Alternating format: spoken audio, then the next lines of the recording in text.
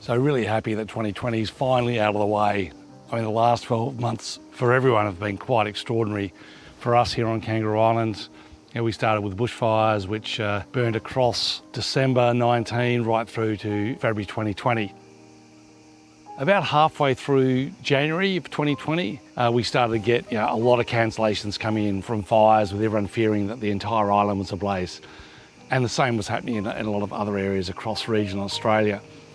We lost about 420,000 in sales, and I got on the plane and went through Canada, the US, and really trying to explain that there was still some of Kangaroo Island left behind, and we would get through this. Got home feeling fairly positive about that little exercise. Then borders started dropping with COVID. So I think across the world, there's in all markets, everyone's been impacted by COVID in different ways. Certainly in terms of health, personal freedom, but tourism as an industry has really been hammered, and everyone's been trying hard to find ways to stay in touch.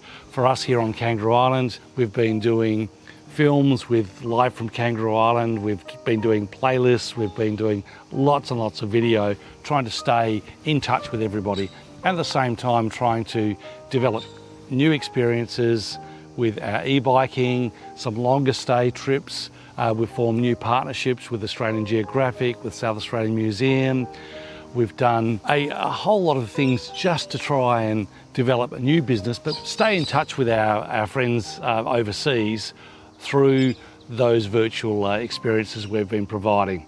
In terms of what's happened on Kangaroo Island, a really fine-grained analysis of the fire impact as it moved across the island. It's about 42% of the island which has been affected. That means there's been some reasonable areas that are refuges or oases in amongst the burned areas. So from a wildlife perspective, there's plenty of reason for optimism.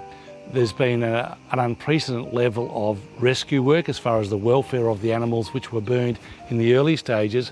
But going forward from that, there's been a lot of work done on habitat restoration, feral animal control, putting in some tunnels, and we were part of that with our team, putting in tunnels to provide shelter in a really open landscape for some of the little guys, some of the the lizards, birds, the sooty dunarts, which is one of the little carnivores found just on Kangaroo Island.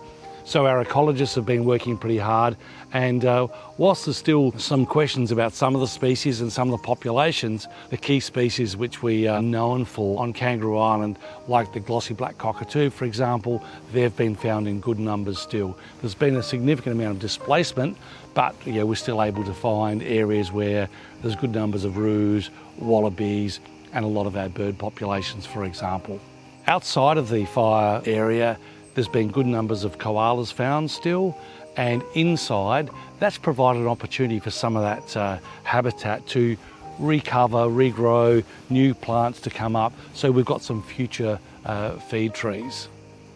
On the farms, there's been an extraordinary amount of refencing. We've had a lot of houses rebuilt, so there's been an extraordinary amount of action and activity across the landscape. And from a productivity perspective, it's been quite amazing.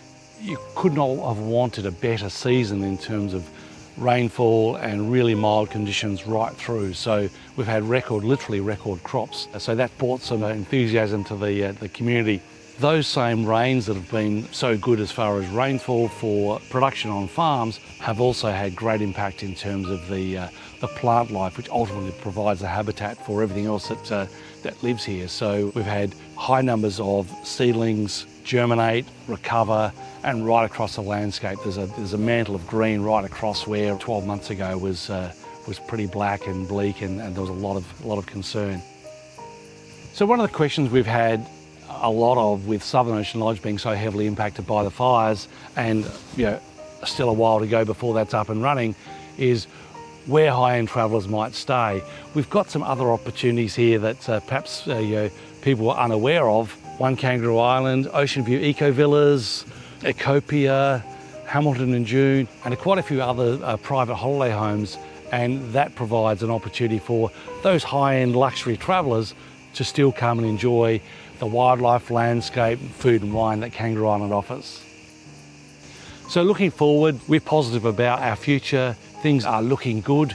We don't know when the borders are going to open, so that's I guess the million-dollar question. But we're hoping when that happens, we will then have a couple of different strings to our business, with both domestic travellers, with Aussies exploring their country, as well as the international travellers. So we're really looking forward to getting everyone back and maybe getting out on two wheels and exploring the island with some of our new e-bikes. So there's going to be some great legacies that have come out of this e-bike product, some longer stay, and also an amazing video library which will put us in good shape going forward. So let's all look forward to having an awesome 21 and look forward to seeing you very soon face to face.